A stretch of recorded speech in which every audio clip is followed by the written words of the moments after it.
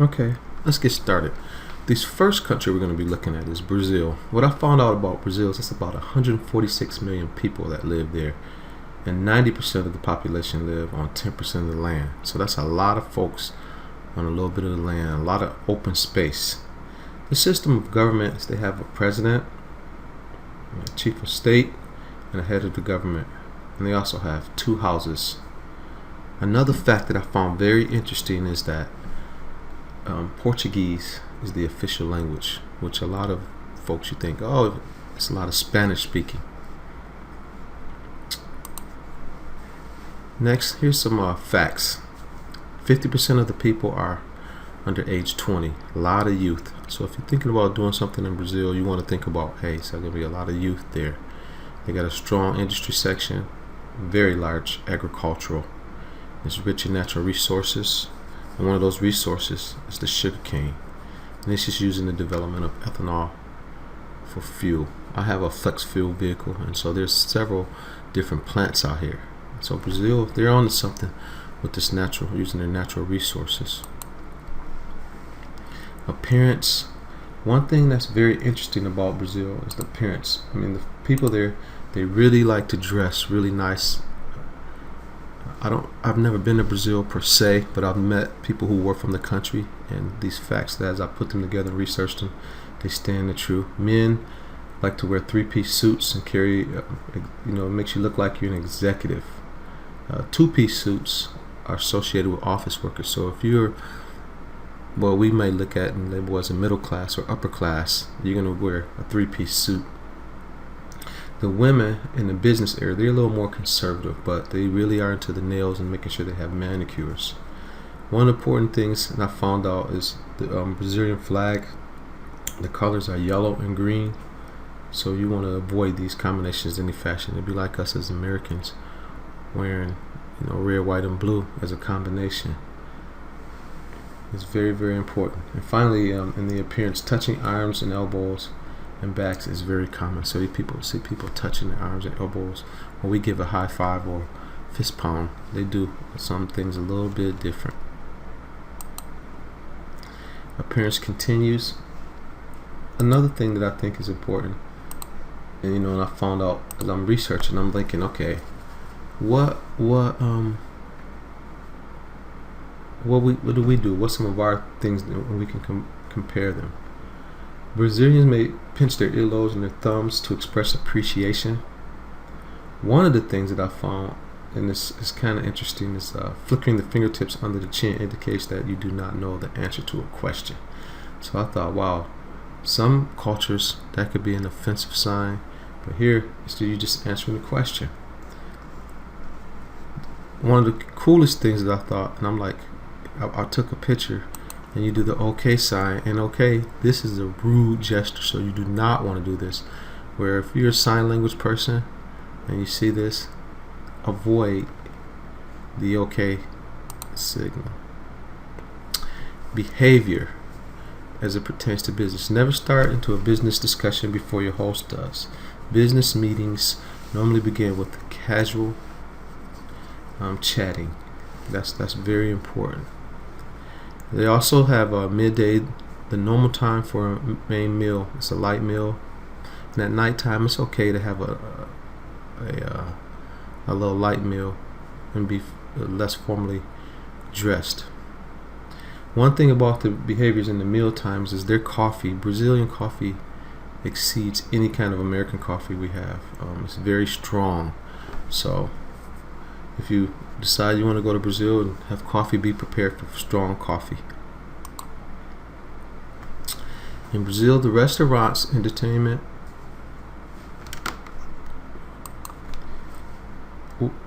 it's very important that if you're going to do any kind of entertainment, Brazilians, they like to do it in the restaurant. But however, they will allow you to have things at your home.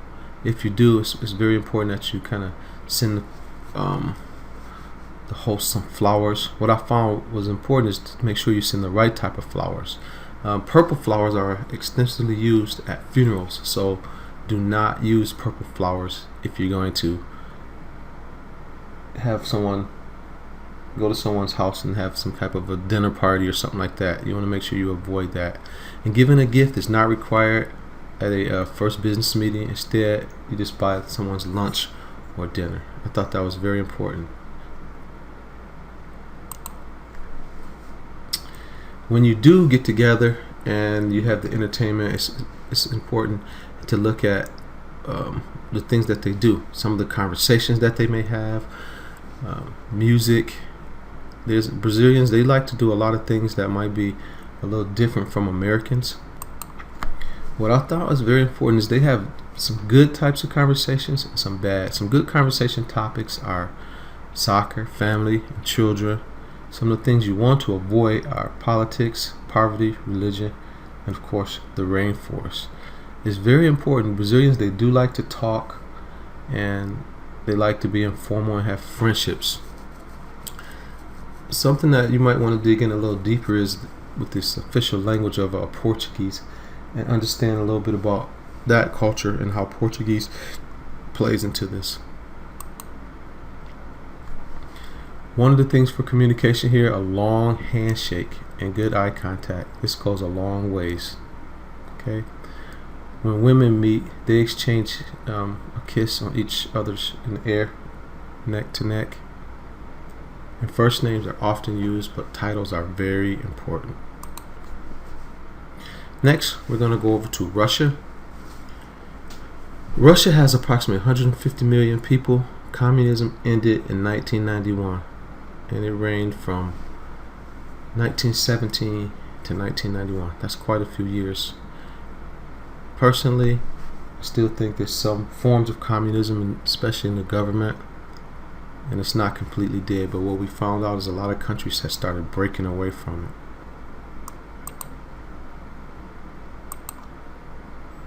Okay, facts. Russians, they like to negotiate. I think that's one of their tendencies, and that's what they're known for. The hostile environment tempers. After the breakup of the Soviet Union, 15 new states came about, and so they still have that mentality. They like to be very forceful and show impatience. You have to have a lot of patience when dealing with them. So what I would like to talk about a little bit is some of these facts with businessmen. And businessmen in Russia usually wear suits that are dark and well tailored, along with nice dress shoes. The businessmen's wardrobes demonstrate that the individual is imaged and they want to be looked at as a professional. The men never take off their jackets during negotiations. Again, that suit, that appearance, is a very important part of their tool and how they do their business. And do not stand with your hands in your pocket. This is considered very rude. Women should always cover their heads when entering any kind of church. And it's important that you wear skirts rather than pants. I mean, we have that a lot in our traditions in America too. So when attending a dinner in a Russian's home, casual dress, slacks, and a nice shirt without a tie is appropriate attire. Again, if you're in the business world and you're doing negotiations, you want to wear a suit and you want to keep the jacket on, especially if you're dealing with a Russian. Some of the behavior: as a foreigner, you're expected to be on time, but the Russians, I thought this was very interesting, they can be late.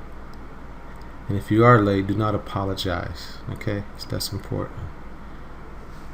You want to always try to be, if your business appointment begins 1 or 2 hours late, that's normal for them, the Russians. So be prepared to do that. I was looking more into some of the social events and what happens in these social events.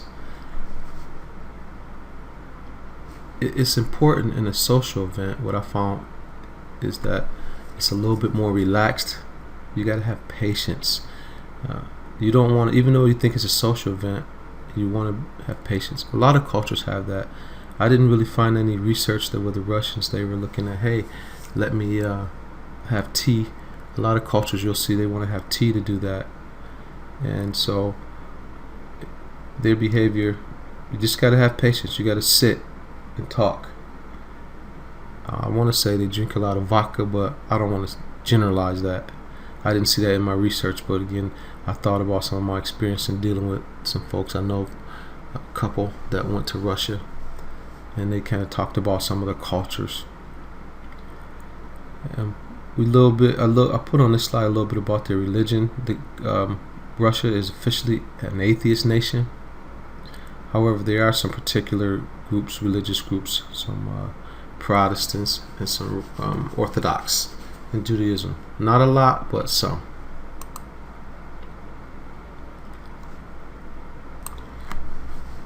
One thing is important that I thought this was quite interesting. Russians, they look at foreigners, especially if you back down, as a sign of weakness. When you're dealing with any kind of business, you want to, again, have patience. As a foreigner, you should realize that final offers are not actually the end of the negotiation. I thought that was interesting.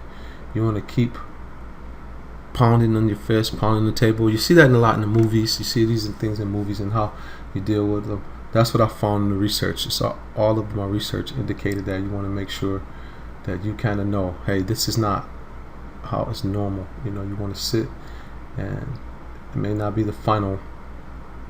I thought to myself, well, how do you ever get to a conclusion? You may not. You may go back and forth. There's this Russian term meaning connections or influence. It is extremely difficult to do business in Russia without the help from a local. So that's one thing you want to do. Have a little intel, have someone with a local. And to help with this, gifts, money, or other items are often good ideas when doing business in Russia. And I think that's in a lot of cultures. Bring gifts and ideas. Gifts and things like that. The Russians are highly literate, about 100% literacy rate, which is pretty good. Educated society. Good topics of conversation include peace, the current changes taking place in Russia, and their economic situation. And what I also thought, again, is many Russians do speak English. It's taught in the 3rd grade there. Next, we're going to move to India. Very, very interesting culture. I took an actual class on this in my undergrad. It was called Cultures of India, and I learned a lot about India. India has a lot of people. The current leadership, was set up a lot like England, and sweeping changes. I think India is moving from privatization to liberal trade. They're becoming more like a capitalistic type society. Appearance for India: men are expected to wear a suit and tie for business. Although a jacket may be worn in the summer, women should wear conservative dress and a pantsuit. I think what you'll notice in India, it's a lot more westernized in their appearance and culture because of the influence by the British. When wearing a dress, short sleeve shirts and long pants are preferred for men. Shorts are accepted only when exercising. Women must keep their upper arms, chest, back, and legs covered at all times. You'll see that in different societies they have these different things. Men have certain rules and women have certain rules that they need to abide by. Here's one of the interesting facts that I found. The head is considered the soul, so never touch someone else's head, not even to pat a child on the head. That's very, very disrespectful.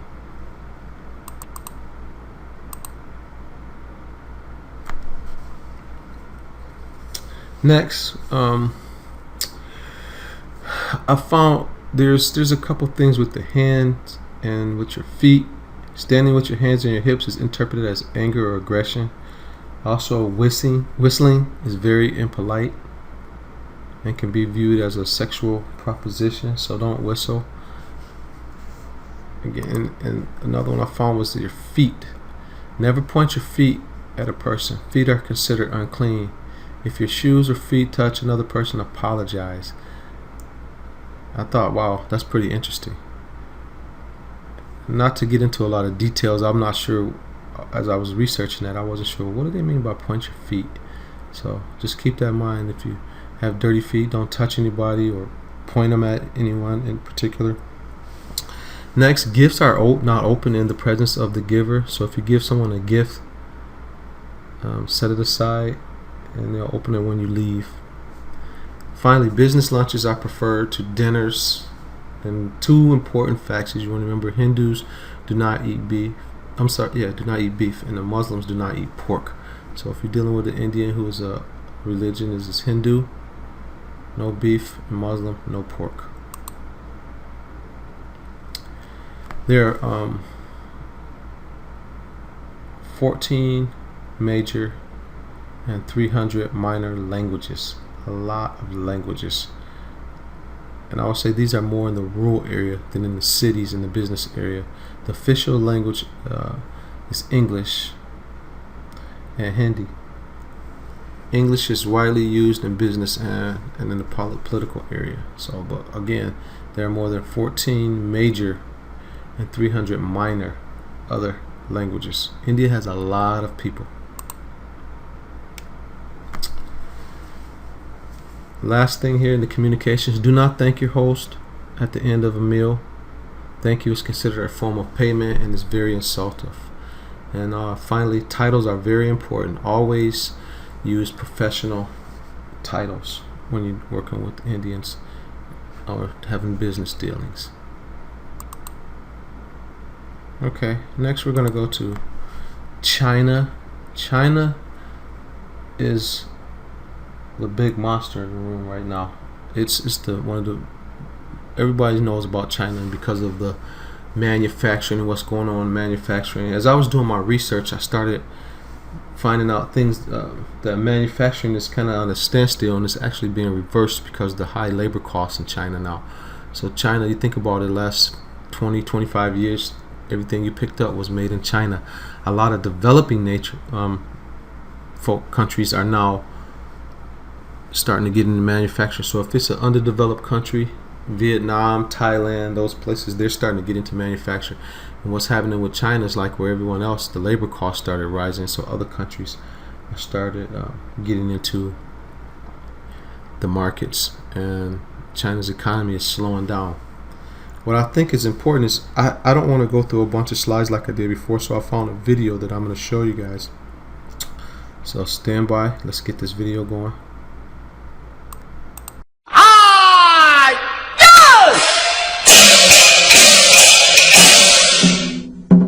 What is China? The People's Republic of China, commonly known as China, is located in East Asia. It borders 14 nations, more than any other country in the world. It is the most populous state in the world with over 1.3 billion citizens. While the world population is 6.8 billion, that means out of every 5 people in the world, 1 is Chinese. China is made up of 56 distinct ethnic groups, with Han Chinese making up 92% of its whole population. China is a single-party state governed by the Communist Party of China, whose power is enshrined in Chinese constitution.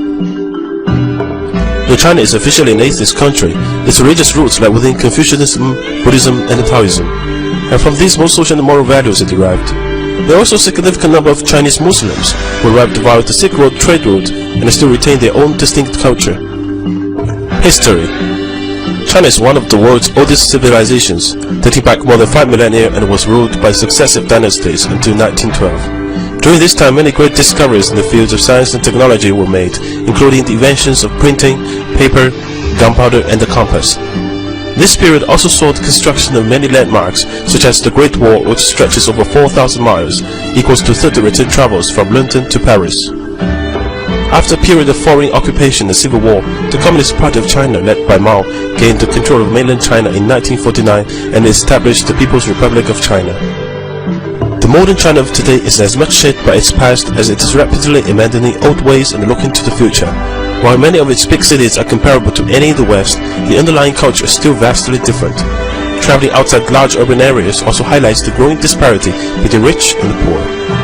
Language. Chinese is the most widely spoken language in the world, as well as one of the most intelligible for foreigners. There are many regional dialects of Chinese, although the most widely spoken is Mandarin and Cantonese. Chinese characters evolved over time from earlier forms of hieroglyphs. Chinese contains over 40,000 characters, but a well-educated person can recognize around 6,000 characters. Some 3,000 are required to read a newspaper. Chinese calendar. Chinese zodiac is a scheme that relates each year to an animal. This is the year of rabbit. Chinese New Year is the most important of the traditional Chinese holidays. Windows and doors would be decorated with red color paper cuts, and the couplets with popular themes of happiness, wealth, and longevity. On the eve of Chinese New Year, supper is a feast with families. The family will end the night with firecrackers. Early the next morning, children will meet their parents by wishing them a healthy and happy New Year, and receive money in red paper envelopes. Chinese people love red color, which symbolizes prosperity and good luck. The period around Chinese New Year is also the time of the largest human migration, and between 150 and 200 million migrant workers in China bring home their earnings and go to have reunion dinner with their families on Chinese New Year's Eve. Youth. Most married couples in China are subject to the one-child policy, which was introduced in 1979 to curb massive population growth. It is believed to have prevented more than 300 million births since then. Another consequence of the policy has been the emergence of so-called little emperors. A generation of self-centered consumers has developed. While the Chinese education system has rapidly developed, there remains a heavy emphasis on passing exams. The upshot of this is that exams dictate the curriculum. While Chinese students can master and memorize incredible amounts of knowledge and information, they often lack the ability to critically think, develop their own opinions, and engage in creative activities. Due to the propensity for preferring sons over daughters, China is facing a large population imbalance, with currently around 120 boys born for every 100 girls. By 2020, there will be 30 million more men than women. Economy. Since economic opening up and reform policy began in 1978, China's economy has grown 90 times bigger and is the fastest growing major economy in the world. China's annual average GDP growth is predicted to be 9.5% for the period of 2011 to 2015. It is the world's largest exporter and the second largest importer of goods. It is also now the world's second biggest consumer of luxury goods. It now has the world's second largest GDP at about $6 trillion, 40% of the United States. Although its per capita income of $4,300 is still low and puts China behind roughly 100 countries, China's growth has been uneven when comparing different geographic regions and the rural and urban areas. Development has also been mainly concentrated in the eastern coastal regions, while the remainder of the country are left behind.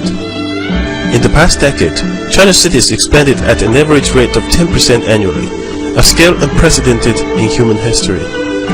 China is a country crazy for skyscrapers to show its economic booming.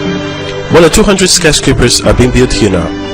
Within the next 3 years, there will be one skyscraper completed every 5 days in China, which will make the total 800 in 5 years' time, 4 times as many in the States. China is the world factory. 1 out of every 3 household appliances, 3 toys, 2 pairs of shoes, 2 shirts are made in China. It has now become the world's largest energy consumer, but relies on coal to supply about 70% of its energy needs. Leading Chinese environmental campaigners have warned that water pollution is one of the most serious threats facing China now.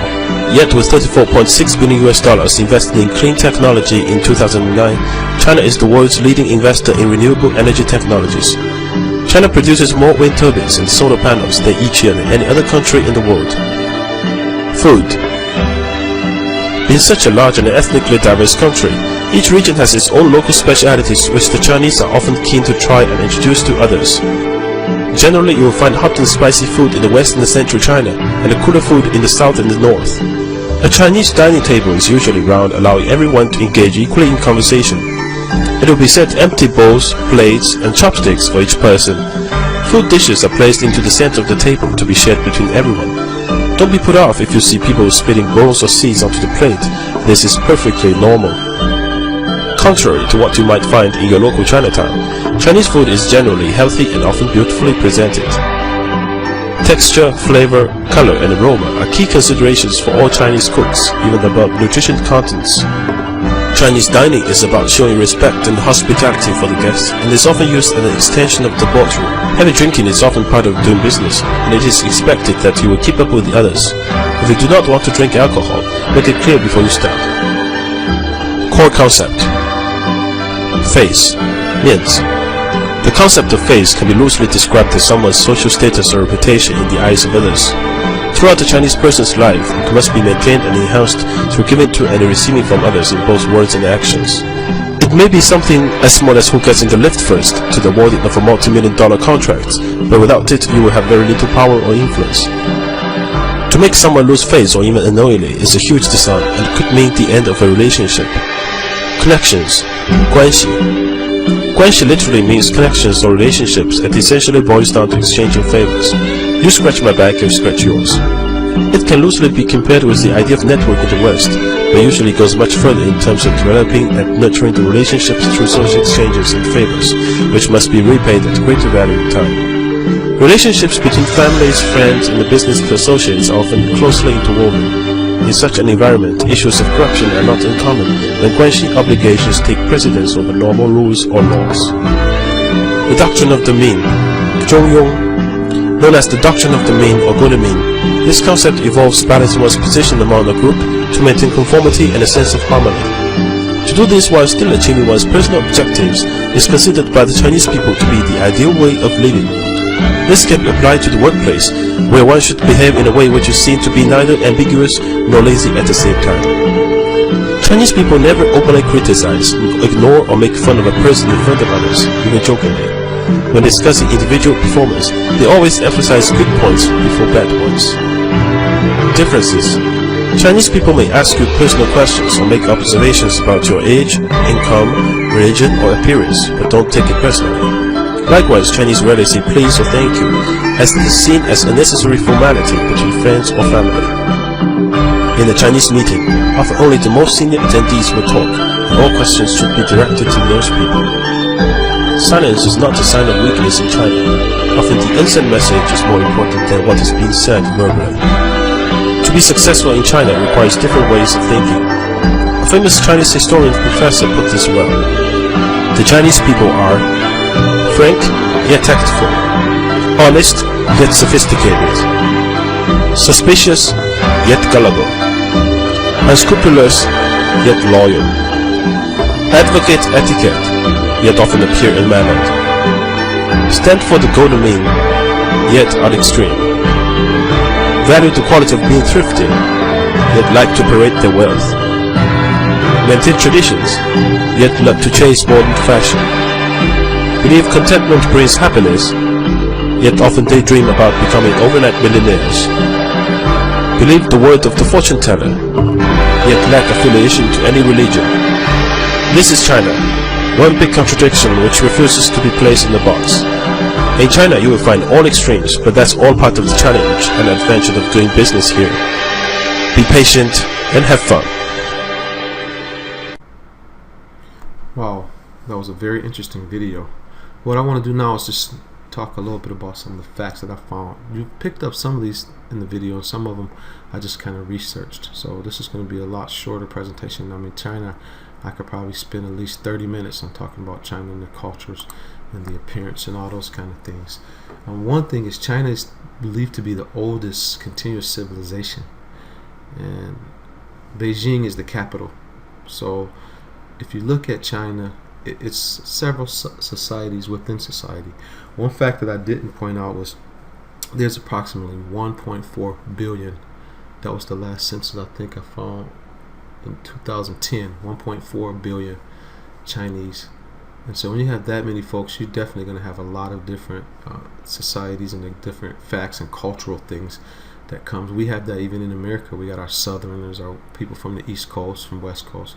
So just think about China and those things. So the main language is Mandarin, but if you're in the business area, most people speak English.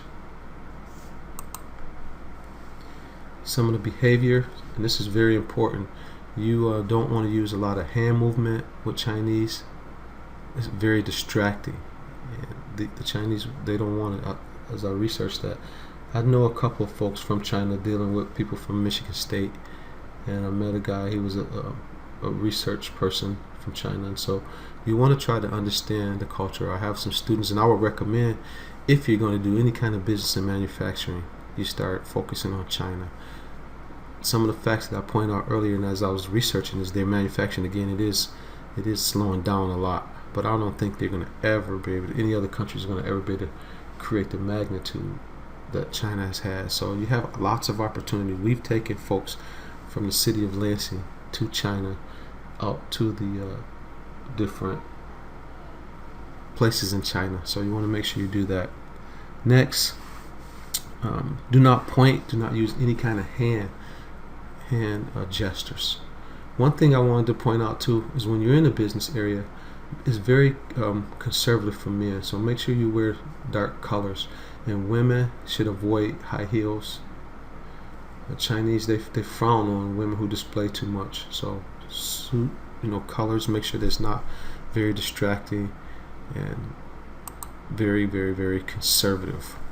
Also, you want to be on time. We learned in other areas that the time, Russia, patience, Brazil, it's not as important, but in China it is. So contact should be made prior to your trip, and also bring several copies of documents for your meetings. Okay, so finally, when we're done with China, we're going to go into South Africa. And what I'm going to do with South Africa is I'm going to do this one a little bit different. I'm going to have a little Prezi video, and I'm going to talk about my personal experiences in South Africa and some of the things I did in the country and some of the business opportunities. So again, we'll take a little break and I'll get things set up, and then we'll get into our South African trip.